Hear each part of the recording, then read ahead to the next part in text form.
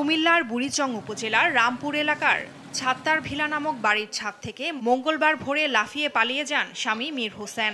শব্দ শুনে প্রতিবেশীরা এসে বাড়িটির তৃতীয় তলার একটি কক্ষে মা মেয়ের মরদেহ দেখতে পান। পরে খবর পেয়ে পুলিশ এসে তাদের মরদেহ উদ্ধার করে।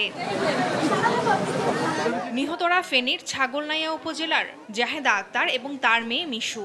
জাহেদা স্থানীয় একটি জুতা কোম্পানিতে চাকরি করতেন। বাড়ির মালিক আবুল খায়ের জানান, গেল 12 জুলাই রাজমিস্ত্রি মীর হোসেন ওই বাসা ভাড়া নেয়। ভোরে হঠাৎ সে বাসা থেকে লাফিয়ে পড়ে পালালে ঘরে গিয়ে মরদেহ দেখতে পান তারা। রাত আনুমানিক 3:30 বা 3টা এই সময় যে ভাড়াটিয়া যে মারছে মহিলারে, ওর খালতো বেরে ফোন দিছে। ওর খালতো বে মূলত রামপুর জিয়ান ফ্যাক্টরিতে জব করে। তো ফোন দিয়ে বলছে যে এমনি ওরা নাকি মারা গেছে। তো ও জিজ্ঞেস করছে কিভাবে মারা গেছে, বলছে বিষ খেয়ে মারা গেছে।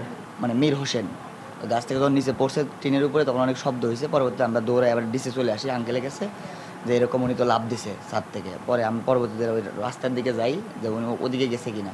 পরবর্তীতে যাই, আমরা আর খুঁজে পাইনি তাকে। বুড়িচং থানা পুলিশ জানায়, মরদেহ উদ্ধার করা ঘর থেকে বিষক্রিয়ার আলামত উদ্ধার করা হয়েছে। মরদেহ পাওয়ার পর আমরা ওইখানে রিপোর্ট প্রস্তুত করি। এখন ওইখান থেকে আমরা একটা কীটনাশকের বোতল উদ্ধার করি এবং মা এবং মেয়ে দুজনের মুখে থেকে বিভিন্ন লালা বা ফেনা জাতীয় বা বিষক্রিয়া জাতীয় এরকম আমরা দেখতে পাই। এই ঘটনায় দ্রুত তদন্ত করে শাস্তি নিশ্চিতের দাবি স্বজন সহ স্থানীয়দের।